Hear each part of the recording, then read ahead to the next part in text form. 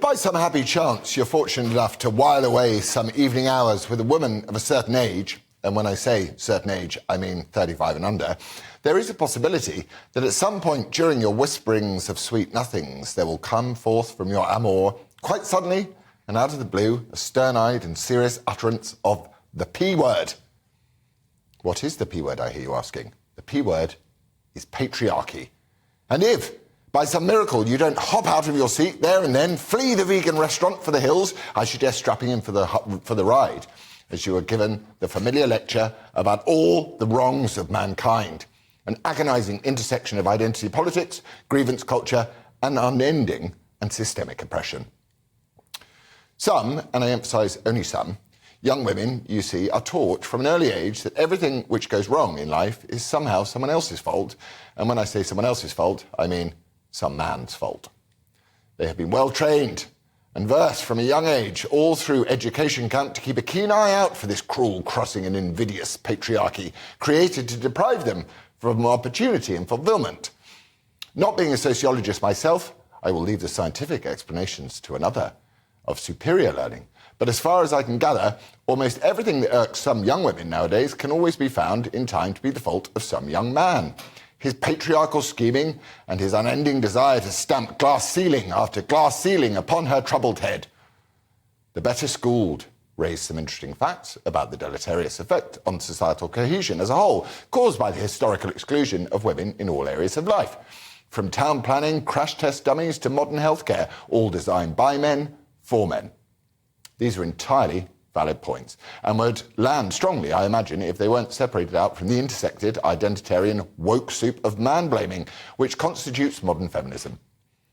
Faced with this laser-like patriarchal glare, the average incel is left with few options, either to just carry on being himself and gently shrugging off the jibes of misogynist and toxic masculinity, or to ally himself more closely with a future mate by stepping ever nearer the precipice of becoming a male feminist.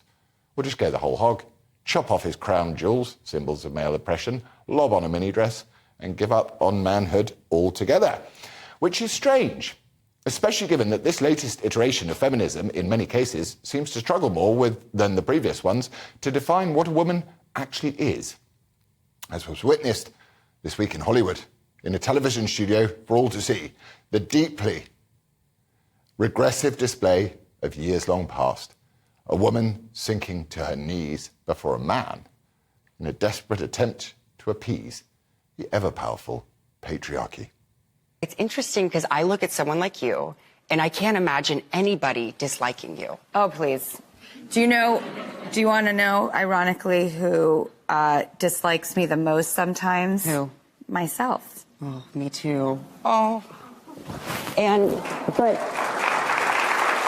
I guess, you've asked me now, you've asked me, what I would do to combat the hate, right? Yeah. But what do you do? Wow. One thing is for sure, the patriarchy is an upsy-downy, topsy-turvy thing. Which brings me tidily on to Comrade Hunt and his budget. New Chief Commissar to the Treasury for the People's Republic of Great Britain, installed by Chairman Sunak at a hastily called People's Assembly following Chairman Truss and Comrade Kwarteng's hasty replacement in the recent coup, Comrade Hunt, his face locked in raptured joy, revealed a budget of maximum well-being for the People's Republic of Great Britain this week, as he announced, following a 26-minute standing ovation, that mothers and fathers were no longer required to raise their own children. The state would provide free comrade sitting, whilst mummy and daddy got back to the important business of getting back to work. The state media were enraptured by Comrade Hunt's great parental leap forward. However, not all were enamoured in the People's Assembly, as a tiny minority of comrades, harkening back to bygone days when parents raised their children instead of the party, were quickly removed to the camps by representatives from the Department for Education and Indoctrination. But on a slightly more serious note, it wouldn't have mattered who gave the budget last week. It certainly didn't feel like a Conservative one, or a Labour one, or a Lib Dem one, or an anything one. It didn't even sound like it was conceived by a politician at all. It was the sound of the establishment talking to itself, a juggernaut trying to convince the people they were getting something for nothing, via some witchcraft or sleight of hand, parents were getting comrade care for free, despite the PR UK having the highest tax burden since the last Great War. Yet there's something very unnatural about this position, as motherhood, fatherhood and parenthood, more broadly, are denigrated and belittled like never before.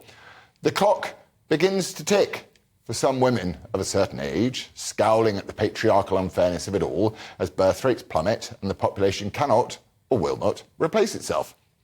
And yet by every metric, children thrive with two present parents in their lives.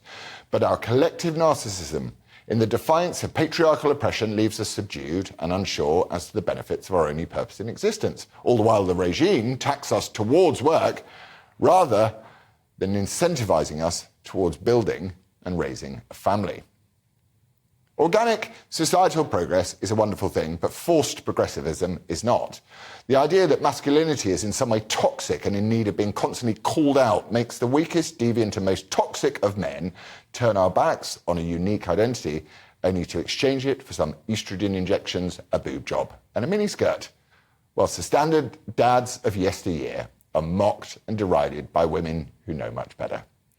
These dinosaurs, products of this patriarchy, these simple men with simple desires to love and provide for their children and their families, have been replaced with male feminists who will sidle, swoon and smooch their ways into a lady's undergarments whilst whispering the sweet nothings of equality, equity and inclusion. Are we to continue down this path of patriarchal obsession, or is it time to make mums and dads great again? Tonight on this, the patriarchal special, we're going to find out. So, tonight I am asking you, should we make parents great again? Email me at gbviews@gbnews.uk or tweet me at GBNews.